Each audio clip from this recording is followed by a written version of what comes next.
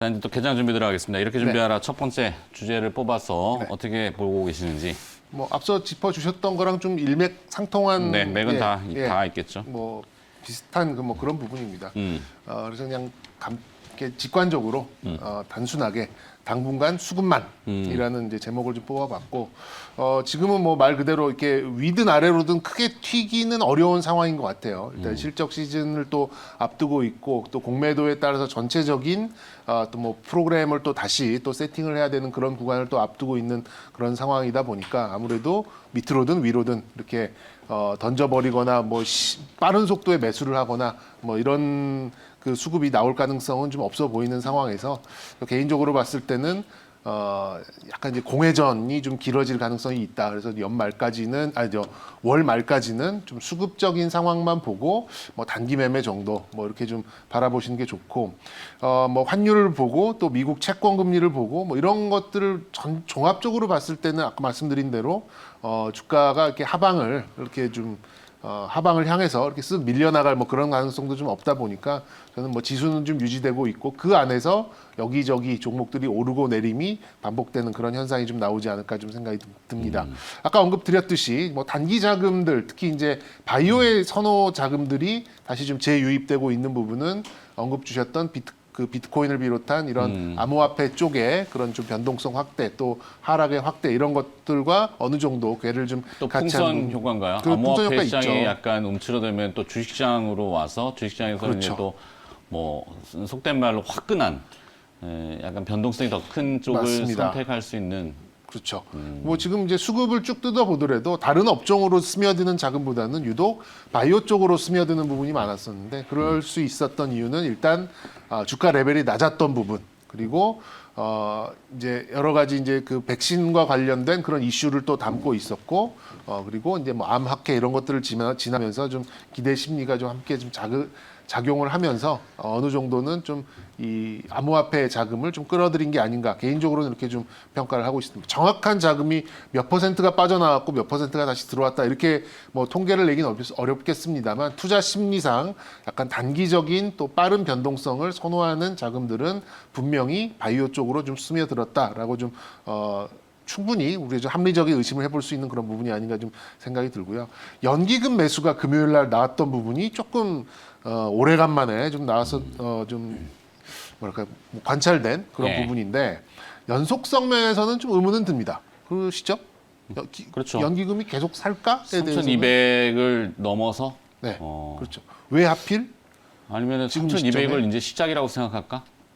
그랬으면 좋겠습니다만 그러니까요. 그래도 뭐 연기금은 우리 또 노후를 책임지는 자금이다 보니까 무작정 거기다 대고 뭐 매수를 해라라고 하기는 좀 어려운 부분인데 제가 볼 때는 공매도 시행과 앞서서 여러 가지 좀 이 프로그램 매매에 있어서 뭔가를 좀 이렇게 맞추는 그런 과정에서 나오는 순매수가 아니었나라는 생각이 듭니다. 그리고 역시 이제 반도체 빅2에 대해서는 뭐 긍정적인 시각은 있습니다만 수급이 또 강하게 들어가는 그런 상황은 또 아니기 때문에 전체적으로 좀 답답한 그런 상황이 이번 주에 좀 유지될 가능성이 좀 있어 보인다 이렇게 좀 말씀드릴 수 있겠고 일단 코로나를 비롯한 특정 종목 뭐 이런 쪽으로 뭐 바이오 자금들이 일단은 좀 들어왔기 때문에 아까 말씀드렸던 그런 좀 국내 백신 종목들 위주로 좀 선호도를 좀 전 개인적으로 좀 가져가고 싶고요. 그리고 삼성전자와 SK 하이닉스 쪽은 저는 삼성전자 5만 원대 생각이 좀 나거든요. 어쨌든 네. 에너지를 계속 응축하는 그런 과정으로 좀 생각을 좀 하고 있고 특히 이제 SK 하이닉스, 삼성전자 둘 다 모두 아직까지는 사이클의 어떤 직접적인 효과를 관찰하고 거기에 또 같은 가속도를 좀 내지 못한 상황이기 때문에 4월 한 5월 한 중순까지는 어느 정도 좀 에너지를 응축하지 않을까. 뭐 다시 말씀드리면 급하게 따라갈 매매는 뭐 굳이 하지 않아도 된다 이렇게 말씀드리고 싶고요. 의미 있는 이벤트 뭐 또 뭐 실적 발표 이런 거 전까지는 당분간은 계속해서 좀 수급 논리가 지배하고 또 유지될 가능성이 좀 높다라는 생각이 좀 들고 지수는 얕게 점진적으로 요 지수권에서 오르락 내리락 그래도 이제 방향을 굳이 따진다면 그 우상향은 맞다라고 보고 개인적으로는 회복되고 있는 바이오의 좀 대표적인 그런 종목들 쪽으로 좀 보시는 게 좀 좋지 않을까라는 생각이 들고 물론 뭐 무작정 이렇게 뭐 하루 5% 6% 나는 종목들을 따라가는 건 좀 문제가 될 수 있겠습니다만 이제 좀 고개를 들고 올라오는 그런 종목들에 대해서는 좀 선호도, 관심도를 좀 가지셔도 좋지 않을까라는 생각이 들고요. 아까 언급을 드렸습니다만 뭐 어느덧 지금 삼성바이오로직스가 83만 원까지 올라왔어요. 이게 네. 88, 90만 원 되면은 이제 신고가가 좀 나오는 그런 상황인데 아무래도 그 상속 재산에 대해서 좀 관계가 좀 있어 보이는 부분이 있고 그리고 SK 바이오사이언스가 상속세? 예, 상속에 대해서 그리고 이제 SK 바이오사이언스는 국내 백신에 대한 기대치 또 관심 이런 것들이 좀 나올 가능성이 좀 있어 보여서 SK 바이오사이언스 다시 한번 좀 강조를 좀 드리겠고 뭐 기타 녹십자? 녹십자나 휴젤까지도 휴젤은 뭐예요? 휴젤 바이오 코스닥 쪽에서 가장 좀 수급이 양호하게 좀 들어오고 있는 이제 그런 상황입니다. 네. 그래서 뭐 저 중에서는 아까 또 언급을 좀 드렸기 때문에 SK 바이오사이언스에 대해서 좀 개인적인 선호도도 좀 드리도록 하겠습니다. SK 바이오사이언스로 네. 좀 집중. 네. 자, 일단은 3,200포인트를 돌파하느냐. 지금 호가는 보면 일단 3,200 위에 호가는 네. 접수되고 있는데 개장은 열어봐야 되겠고 돌파한 이후에 안착하느냐. 이 여부는 이제 수급도 중요하고. 100% 거의 수급이라고 봐집니다. 그렇죠. 지금으로서는. 수급이 누가 이 지수대를 만드느냐. 그렇죠. 외국인 투자자들이냐 아니면 기관 투자자들 더 나가서 연기금이냐. 그렇죠. 그러면 그들이 시장의 메인 스트림인 삼성전자의 그 기술적인 분석은 그냥 이렇게 자대고 그어놓은 네. 거죠. 네. 그러니까 이제 좀 우아하게 얘기하면은 에너지의 응축이고 나쁘게 네. 얘기하면 아직까지는 큰 관심이 없는 굳이 지금 이 가격대에서 큰 돈을 들여서 따라서 살 필요는 없지 않을까라는 이제 그런 심리가 좀 작용되고 있는 거죠. 그러니까 네. 그걸 또 그 이면을 본다 그러면 지금 현재 반도체 가격이 빠른 속도로 올라간다든가 아니면 삼성전자, SK하이닉스의 주된 품목에 뭐 공급 부족이 또 심하게 난 그런 상황도 아니라고 좀 보시면 될 것 같아서 일단 삼성전자, SK하이닉스는 이 자리만 지키고 있어도 네. 충분히 자기 역할을 하는 부분이라고 생각이 들고 뭐 조금 우아한 말씀이 다시 한번 좀 강조드립니다만 아직까지는 에너지를 응축하는 과정이다 이렇게 좀 보시는 게 맞는 것 붙들어 같습니다. 매놓는다. 그렇죠. 네, 시장을 좋게 얘기하면 떠받치고 있는다. 네, 그렇죠. 방어적으로. 뭐 왜냐면 이 종목들이 빠져버리면 지수가 그렇죠. 이제 훅 밀려버리잖아요. 근데 이 종목들이 어쨌든 딱히 빠질 이유도 별로 없고. 이유가 없죠. 예.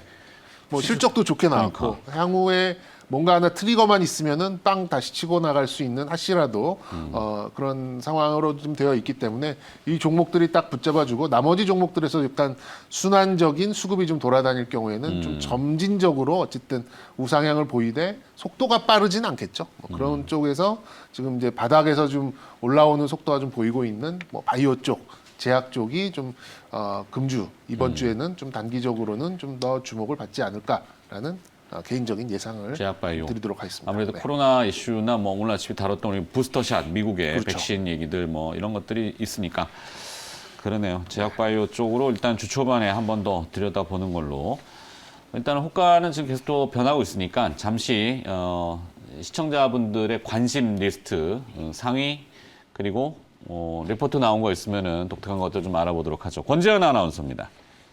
네, 자 빠르게 알아봤고요. 그다음에 이제 개장 또 준비 김박해 들어가겠습니다. 앞서 이제 저출산 관련주 뭐 네. 이렇게 갖고 리스트가 쭉 나왔는데 사실 뭐 애가 나와야지 출산을 뭐 이렇게 관리하죠, 네. 그죠? 안 나오는데 나오는 데에 뭔가 저는 개인적으로 저출산 관련주 그러면은 엄마 쪽에 이 엄마의 아기 집 자궁경부암 진단하는 키트 만드는 바이오다인 이런 회사들이 오히려 저출산 관련주다라고 생각하고 있고 아빠 쪽 정자를 보호하기 위해서는 전자파 차폐, 한미 반도체.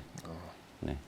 굉장히 아이디어가 이거 이렇게 돼 확장성이- 나와야지 뭘 출산을 관여하고 지금 아가방 물론 다 좋은 회사들이지만 안 나오는데 저출산 관련주의 개념도 조금 바꿀 필요가 있지 않을까 생각이 갑자기 들었어요. 네. 네. 이제 요즘에 나온 저출산 그 계획 뭐 이런 관련주는 또 중국 쪽 모멘텀을 또 타고 가는 이제 그런 중국 특징이 쪽. 있어서 아무래도 이제 과거에 중국에 관련된 종목들이 이제 소비 관련된 종목들 플러스 그 안에서 이제 출산 관련된 이제 뭐 유아 용품 뭐 이런 쪽 위주로 좀 형성을 되다 보니까 일종의 약간 테마주의 형식이죠. 그렇죠. 네. 근데 이제 고정된 틀을 조금씩 바꿀 필요도 있고 그거는 이제 정부의 정책도 그렇게 될 필요가 있다는 생각이 들어서 저희가 뭐 작은 미력한 힘이지만 그래도 이렇게 생각을 좀 창의적으로 바꾸자는 의미로 얘기를 해봤고, 자, 이렇게 준비하라 두 번째로 넘어가도록 하겠습니다. 네. 자, 고수들이 주목하는 신고가 종목도 이렇게 정해 오셨는데, 네.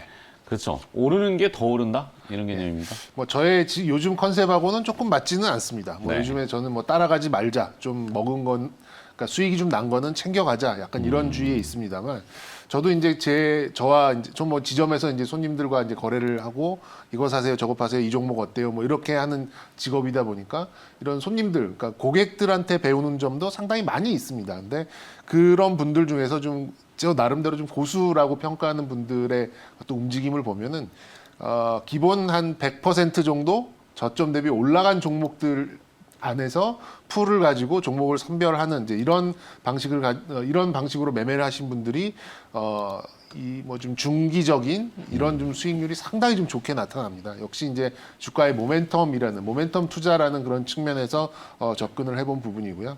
뭐 전체적인 전략에 있어서는 뭐 밝힌 대로 뭐 저는 이제 많이 오른 종목에 대해서는 좀 차익 실현을 좀 해 나가자. 오히려 모두가 좋다고 하는 쪽에서는 비중을 반대로 역발상으로 좀 줄여가자 이렇게 좀 가져가고 있습니다만, 역시 단기 매매는 이런 좀 주가 모멘텀이 살아있는 종목들, 또 이 방송을 보시는 분은 이 시청자분들께서도 좀 단기 매매에 좀 관심 있는 분들이 좀 계실 것 같아서 뭐 어떤 종목들이 좀 회자가 되고 있나 이런 것들을 좀 말씀드리고 싶어서 이제 제목을 이렇게 뽑아봤고, 네. 역사적 신고가 그리고 이제 52주 신고가 이런 이제 종목들 중에서 이제 추가적으로 모멘텀이 좀 나올 만한 종목들에 대해서 늘 강조드립니다만 리스크 관리를 기계적으로 한다는 전제하에 좀 접근을 해보실 만한 종목들을 좀 말씀을 드리고 싶습니다. 52주 신고가를 처음 선보이는 종목들이 이제 역시 최선호 종목들로 좀 분류가 되고요. 뒤에 뭐 예를 들어서 10,000원짜리가 꾸준히 지금 한 15,000원까지 신고가가 나 있는 종목은 아무래도 좀 이 종목의 위치 에너지가 좀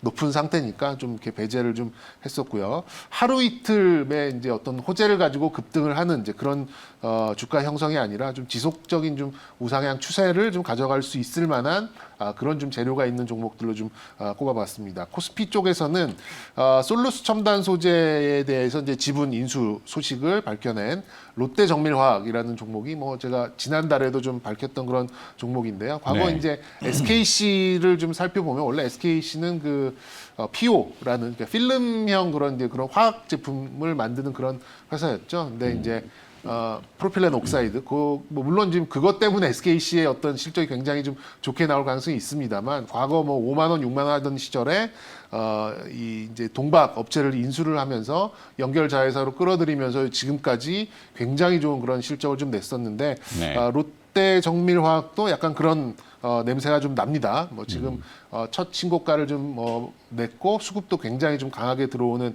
그런 상황이어서 저는 좀 주가 모멘텀을 좀 기대해봐도 좀 좋지 않을까라는 생각이 들고요.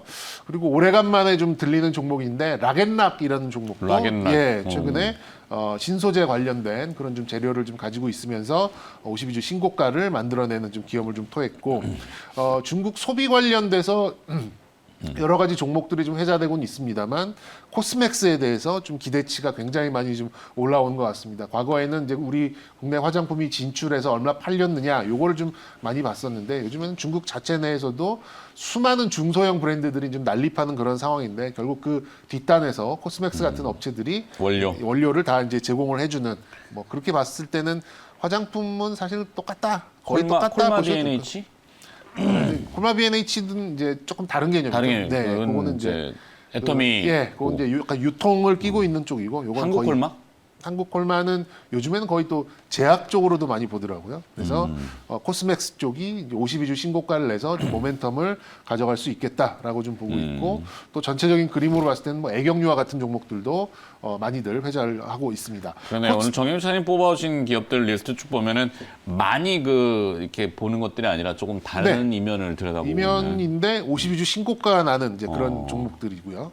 코스닥은 역시 반도체가 많긴 많습니다. 근데 그 중에서도 TSMC와 삼성전자를 다 아우르고 있는 그런 종목들, 뭐 TCK, 워닝 머티리얼즈, 테크윙, 하나 머티리얼즈, 역시 머티리얼 같은 약간 소재 네. 쪽이 좀 강하게 좀 나오고 있고 그리고 이제 뭐 제가 또 소개를 해드렸던 뭐 바텍이나 휴비츠 같은 또 의료기기 의료기기, 쪽도 최근 들어서 좀 랠리를 좀 보이고 있는 상황이니까. 오스템 임플란트 오스템 임플란트는 신고가 렌즈가 좀 됐죠. 예, 그렇기 때문에 뭐 전 더 갈 수 있다고 봅니다만 처음 들어가기에는 좀 부담스러우실 수 있어서 신고가를 막 내거나 아니면 내서 조금의 조정이 있었던 그런 종목들 위주로 좀 소개를 해드렸으니까 개인적으로는 코스피 쪽에서는 롯데정밀화학 좀 네. 뭐 계속해서 좀 보고 싶고 뭐 코스맥스도 나쁘지 않습니다만 또 한 종목 집중하려면 롯데정밀화학을 좀 보고 싶고 또 바텍이라는 종목 또 제가 했었던 종목이니까 또 팔이 또 안으로 굽네요. 그래서 코스피에서는 롯데정밀화학, 코스닥에서는 바텍 이렇게 좀